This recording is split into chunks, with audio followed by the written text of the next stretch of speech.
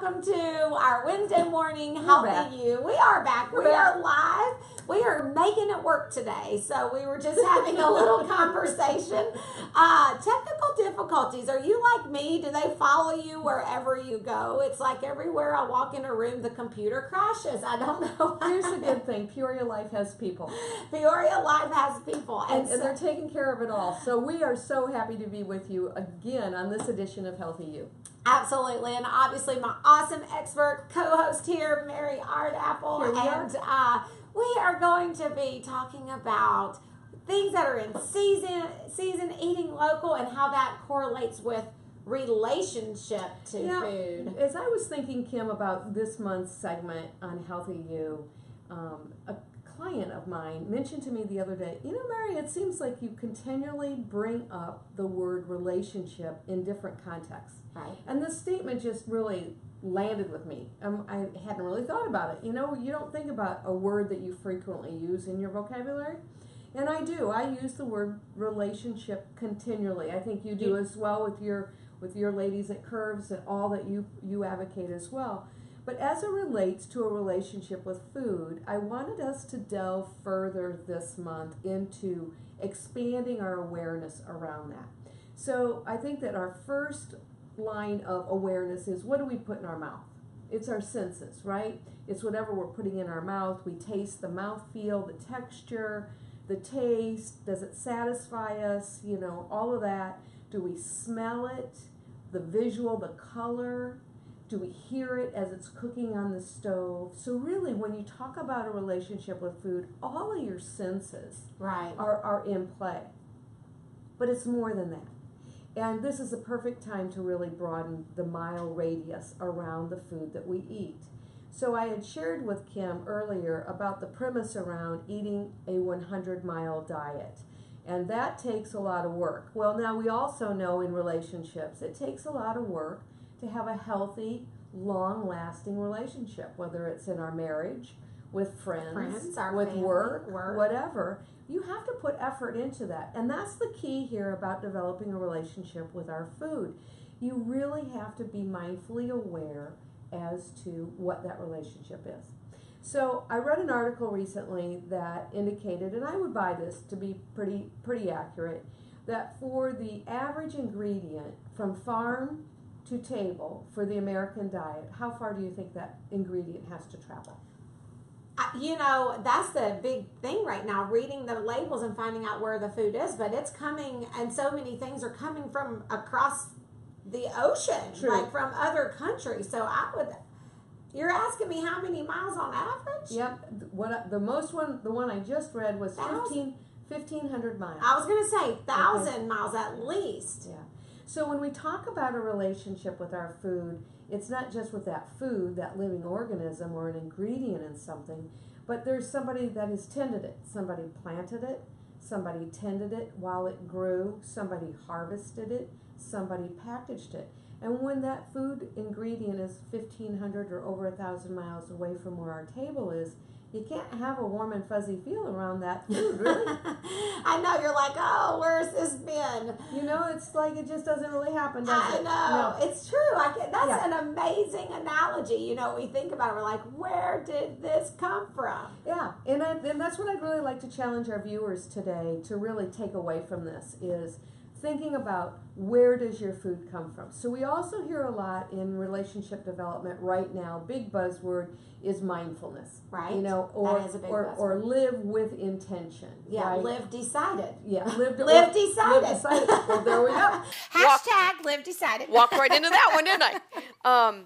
And so it's like being mindful not only of when you put it in your mouth, but take it a step further. Step back away from the finished product to where that ingredient came from.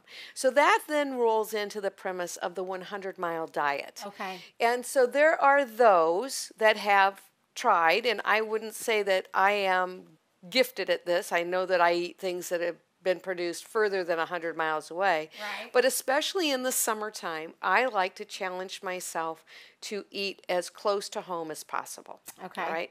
There are those that believe, and I would have to agree with this, that you know, the days of the Victory Garden after World War I and World War II, every house had in their yard a victory garden. They learned how to feed themselves that wasn't just coming from the farm. And they were beautiful neighborhood gathering places, number one. So when we can gather around not only the prepared food, but the growing of food or the selling of that locally grown food, there's a real sense of community that comes like from at the that. farmer's market. Exactly. I was riding out last Saturday. We were doing a Saturday morning bike ride because we're getting ready for I've decided to ride our 40-mile ride. And it was awesome riding through downtown and the market. And the people, the camaraderie. They were everywhere. So that's what leads us to today's conversation, really, is it's more than putting food in our mouth to have a relationship with food. It's really, really important for that food to have more meaning when you know where it comes from. So I'm going to share an anecdote. My husband and I were in Wisconsin this last weekend. We ran a race, Dances with Dirt. Don't you just love the title of that? Dances with Dirt. I saw your video. It was so cute. It was a trail run, and it was really a lot of fun. But we were visiting friends in Madison, and we happened to drive by. We were a little early, so we drove by a school that had a farmer's market in it. And I said, oh, let's stop, because I will go to a farmer's market absolutely everywhere. So that's tip number one when you're traveling, because July is vacation month for a lot of our families. I'm leaving. Okay, and so when you leave and where you're headed, look for a farmer's market along the road, because what's in season there will be different than what is in season here. Okay, because you're traveling outside of that area. So for me, went up to this wonderful, cute little farmer's market, got to sample a sweet potato donut. What might I say? It was delicious. It sounds very delicious. We all know I have a sweet tooth. But got into a conversation with Kathy. And here's the other part of going to farmers markets. Not just buying off of the bins, but take a moment to thank the grower for being there, because it's hard work. Oh, yeah. Being a professional local food grower. You have to get up super early and get to those markets. It's way, way, way hard work, and this is a passion. So I got engaged with Kathy because Chris, my husband, had seen this box of huckleberry potatoes. And he goes, do you know what huckleberry potatoes are? And I'm like, no, I don't know what huckleberry. I've never seen that label. So right now when you go to the farmer's market, you're getting new potatoes, early potatoes that are just like candy. I mean, they're great, great, great fun and great fun to roast. So pick up some golds, some purples, some reds, and roast them all together. Okay. And if anybody wants to know how to do that, they can email me after the show. But anyhow, I get in this conversation with Kathy and I said, huckleberry potatoes, what are they? And she goes, well, they're named this way because it's an heirloom style of potato. The skin is very, very thin. You could almost rub it off. And it's the color of huckleberries. You'd like it because it's very, very purple. I would love it. It's not deep purple. It's kind of this rosier purple. And then the inside is a Yukon gold. So she sliced one open. And the pride that she had in sharing with us about growing these huckleberry potatoes was just incredible. So I said to Kathy, well, how much ground do you tend? And so off we went to the races, because there's nothing like a small business owner of any magnitude. We love to talk about our businesses. Right. She went and got her phone. She showed us pictures. So what am I going to be thinking about when I roast these huckleberry potatoes here shortly for one of our meals in the upcoming days? I'm not going to be thinking so much of the potato and it's not only its delicious taste, but I'm going to be thinking about Kathy up in Madison, Wisconsin. That takes my food experience to this whole nother level about building a relationship. Her love comes through that potato to my home. That's what eating local is really all about. I love that. And I love that you eat potatoes. Oh, I eat potatoes. I don't want to sidebar or anything, and I eat potatoes too. It grows from the earth. Yeah. And, but I went in talking, and you may see this too in your coaching, and in coaching, there's so many people out there that think they can't ever eat a potato. Somebody has told them that eating potatoes will make them gain weight or make them overweight. And, if you turn a potato into a French fry and you eat a lot of French fries every day, you're probably going to have too many calories and you might put on a few pounds. But a yummy, healthy potato out of the earth is fine. And eat the skin. Eat the skin. It's delicious. Nutrition is there. Clean it. Clean it good. Clean it good. So should you go to the farmer's market this weekend, whether you come down here to Peoria Riverfront, whether you visit Metro Center, whether tonight you go to Junction City. I was going to say Junction City. We love City. Junction City. But Junction City has a Wednesday evening, so if you're at work watching and you listen to this, head out Junction City. Wherever you live, there are just multitudes of opportunities to get fresh produce. When you go to buy your potatoes, tip number 2 on potatoes from Mary's Kitchen experience and perspective is don't wash them when you get home. They will last longer if you keep the dirt on them.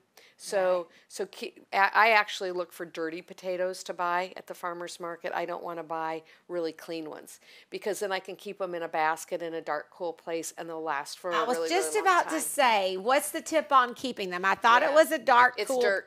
Dark, cool place and but now you're saying keep the dirt on them. And I do that. I just wash them right before I use them. That's all you need to do. Good. Yeah, so don't get turned off. You know, they aren't going to be scrubbed like when you go up to the grocery store and they're in a bag and they're already scrubbed. The thing is with new potatoes, especially, if you go to scrub them, you're going to scrub the skin right off of them. So you want to really be careful. So anyhow, that gives you an example of where the relationship with eating local really expands outside of your own body, but now it goes into these emotions of your heart and your health. Right. And eating healthy and having a relationship is really about that. So what I would challenge you and all of you watching is to go to a farmer's market and pledge that you're going to visit a farmer's market once a week and just get one vegetable. And get one you know what to do with if that's easier. Or if you're adventuresome, like some of you are, I'm sure, then pick up one like that kohlrabi. Or right now, you'll find garlic scapes at the farmer's market. And garlic scapes are delicious. Garlic scapes? That's something that's in season? It's in season now. I have no idea what that is. Do you remember when you were a little kid and you would get red licorice rope? Did you ever do that when you were a kid? Do you know what what I'm talking about? I'm not a huge fan of red licorice licorice of any sort, but I know what red licorice rope is. The rope. So it was a real skinny kind. Yes. Okay, yes. Real skinny kind and would come in a circle. Well, picture that really, really green with a little bud on the end of it. And that's really what a garlic scape is. So it is the top of the garlic growing in the ground. And so farmers will snip parts of those off to help the bulb continue to mature. And so it's a green form of garlic. It makes a wonderful pesto. So you could take that and basil and olive oil and nut of your kind, little Parmesan cheese if you want, and blend all that up. Or what I love to do is, if I'm not going to mash a regular fresh clove, I just chop those up and throw it in whatever saute. So garlic scapes are definitely in season right now. So I would encourage. Are potatoes? Is there a season for potatoes? Or are they always in season? Now on. As long as they didn't get washed out. I know that there's some growers in the area got some of theirs washed out and had to replant because we had so much rain in the beginning.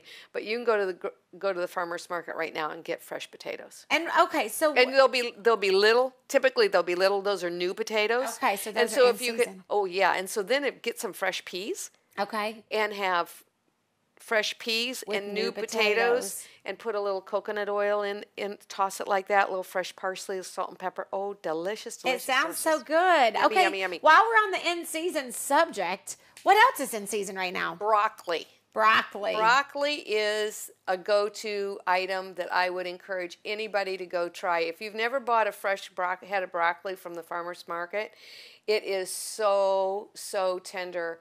Not that the broccoli we get in the grocery store isn't delicious and healthy for you, but the broccoli right now that you're going to get is just fabulous. So if you go out and you try one of the local farmers markets, broccoli could be a good thing for them to pick up. New potatoes, broccoli. Yeah, and remember the broccoli will keep for a long time, and I've talked to you in the past about the asparagus. If you're intimidated by getting a really big head of fresh broccoli, do just like you do with the asparagus and just take a snip off the bottom of that stem and set it in a little water. Oh, and it'll be fine. You do the same with the broccoli. Oh, I didn't know that.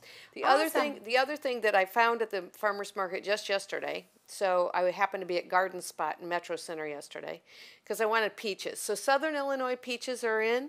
I encourage you to ask where the peaches come from because not all vendors have, are they locally or Southern Illinois. Southern Illinois is in season right now. Right. And those are very, very delicious. But I found some what they called transparent baby apples at Garden Spot. So if anybody wants to make some early applesauce.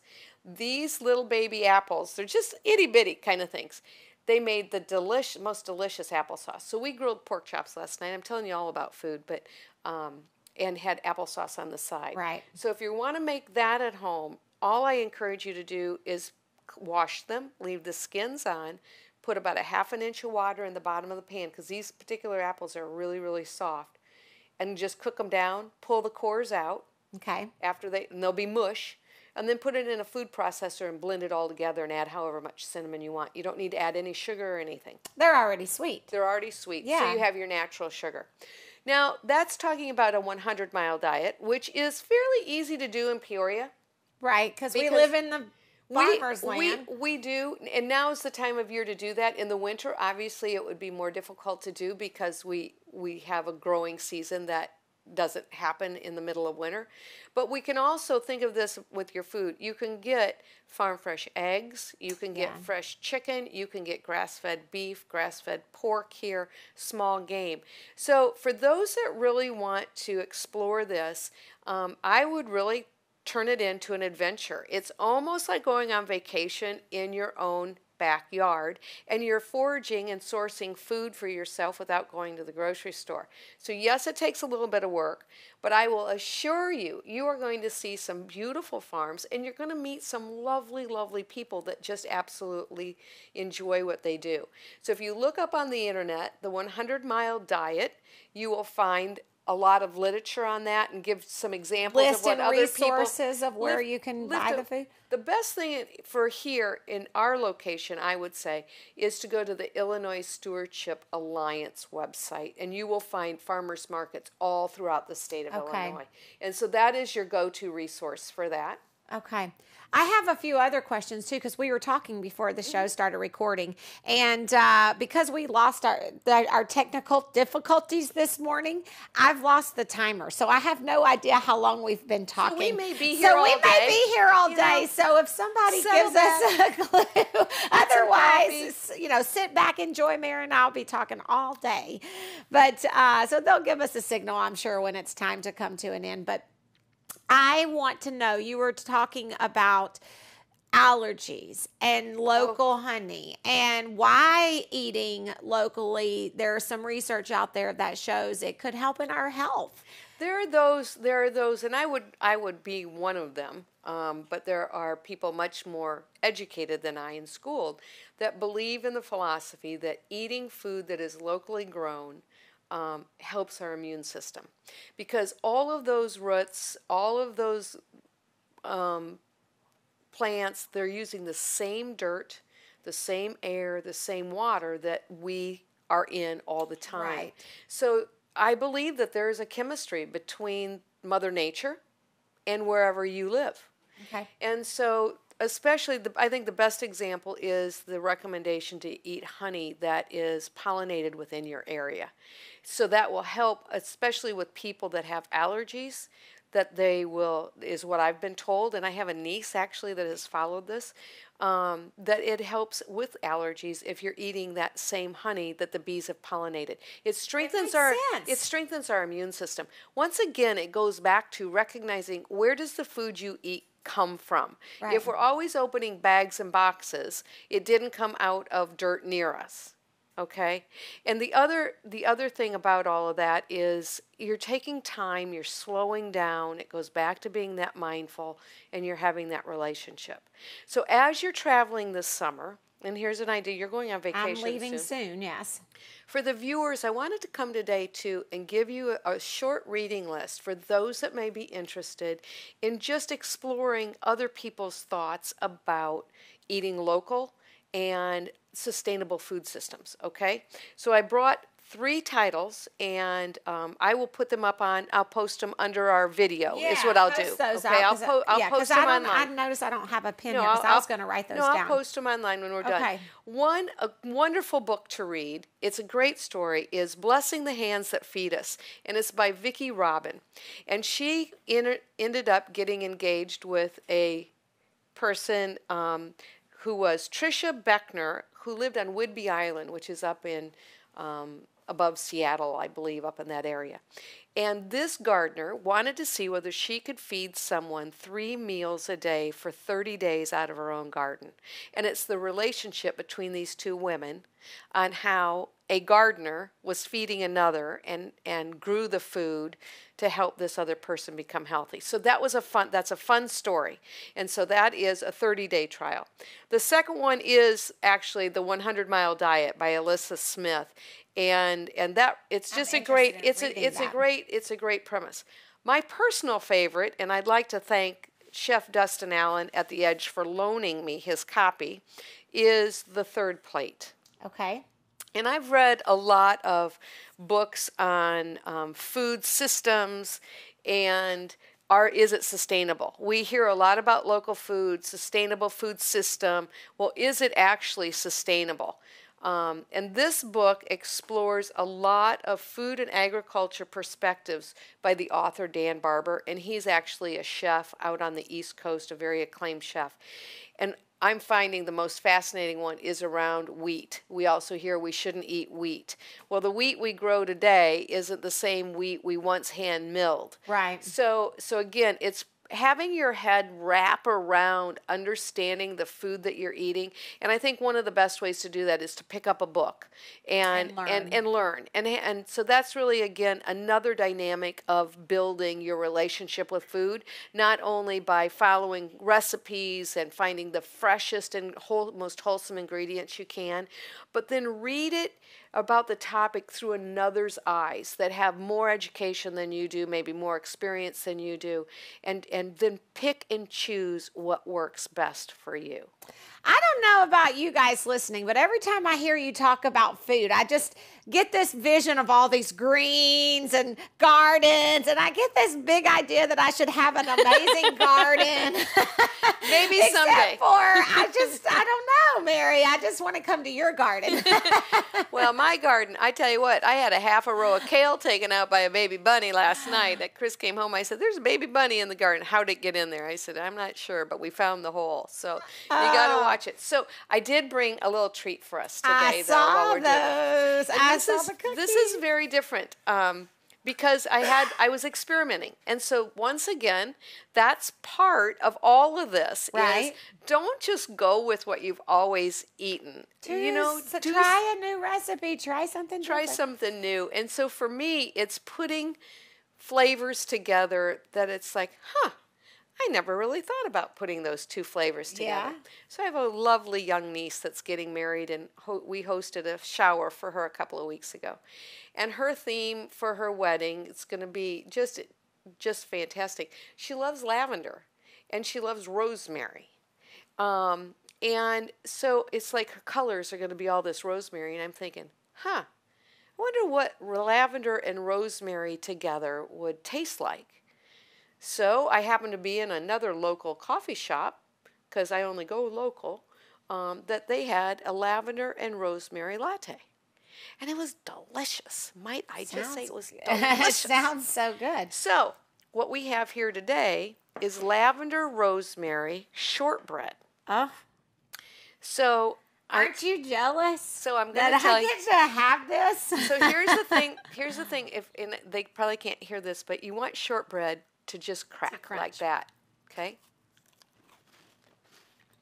Oh, my. Doesn't that work nicely? I'd say so. Yeah. I think it's delicious. So, it's so yummy. It's really good. The takeaway I'd like all of our viewers to have today is really a relationship around food. Sure, the end of the relationship is when we put it in our mouth, just like we've just done. Yeah, but the fact that you just explained all that about the rosemary and the lavender, there's a story behind the cookie. That's right. And so it's almost like it made it taste so much better. And then I mean, you know what I did? I took a bite intentionally trying to taste the lavender and the rosemary. So I didn't my normal behavior would be gobble down the cookie because I love dessert. Mm-hmm. And it's a weakness that I have to watch all the time. So my normal behavior I'd have probably shoveled 2 cookies down already. And you wouldn't have tasted it. I probably would have even had no idea. But then when you started talking about it, I was like, ooh, let me take a slow, nice bite and see if I can taste the lavender. So just like when we started today, eating local really is the best way for you to develop a really mindful relationship around your food. Get to know the growers, get to know the bakers. They all love to talk about what they're doing. And it is really a splendid way to put more meaning not only into what you're eating, but then when you share food with another, there is a story behind that. Mm-hmm. Get to know Mary. She'll make you cookies. I knew I wanted to hang around you. See why I'm like, you got to come on the show with me every month. It'll be so awesome. I'm thinking, oh, I better bring a cookie today.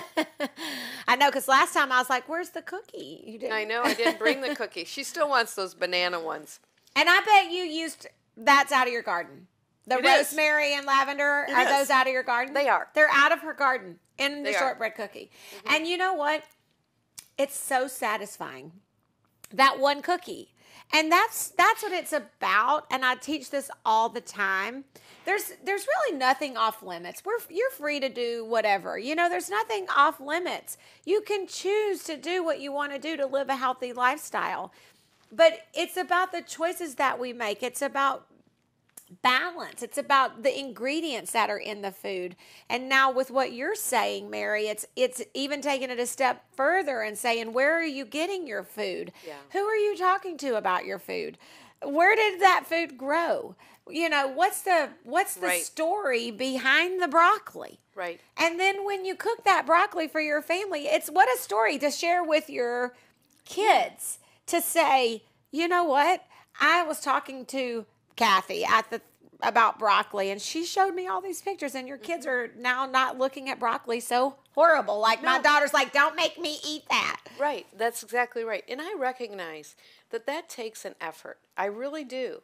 And I understand in busy family lives, and we're helter-skelter, you know, we got to get here, we got to get there, we got to do this, got to do that.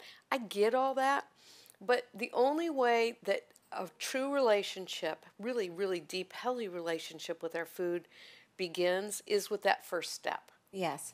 And don't try to do it all. I'm not suggesting that you buy everything at the farmer's market and that's all the produce. You're going to go to Kroger or Schnucks or Hy-Vee and you're going to get what you need to get, because that's the way life is. What I'd really like the viewers to be encouraged is to have fun with your food.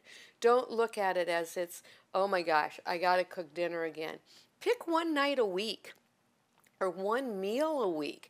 That's going to be, you know, like you hear Meatless Mondays, make it Farmer's Market Tuesdays or whatever the case may be, so that you know that during your week you have something to look forward to. It's going to be different. And the more you do that, the more you will seek out that kind of food. Because you'll have that story. You'll have that story behind it. And I just love that. I'm sitting here going, do I really even need another one? And actually, that first one was so rich. I mean, it's so delicious. Well, shortbread, speaking on shortbread as a baker, it is one of those real satisfying ones when you get that crumb. It takes care of all of those senses. It's visually appealing. It's got a great mouth feel. Yeah. Flavor's nice and subtle. So you're satisfied. So that's why you're not going to eat the whole package. That's amazing. I love it. This is so much fun. I can't believe how fast a half hour. We're looking over this way because we're trying to keep up with our time here. I think we're under 2 minutes, Mary. Well, I would encourage all of the viewers to reach out to me. Mary@coreviewcoach.com is my email. Shoot me an email anytime. Ask me any question. Share stories with me. I love other people's stories about fun food experiences. So that's Mary@coreviewcoach.com, and I hope to hear from you soon. Yes, and Mary is always with us on the second Wednesday of every month. This is her show. She brings us good information, good food. And just fun. And it's fun. And I love that we've hooked up, because you get to come to Curves and educate our members and do cooking classes. And it's just awesome. It's just a great, fun relationship. It's all about relationship. Yay! There we go again. All right. All right, guys. Have a rest of a good Wednesday. It's Wednesday. I like to call it Warrior Wednesday. That's Warrior right. Yeah, Wednesday. Warrior Wednesday. So be a warrior today and get out to the farmer's market. Head on over to Junction City this evening. Wednesday evening, they have an awesome farmer's market. Take that first step. Start shopping local. We're both very passionate about that. Very passionate about that. And we'll be back with you again soon. Bye. Bye.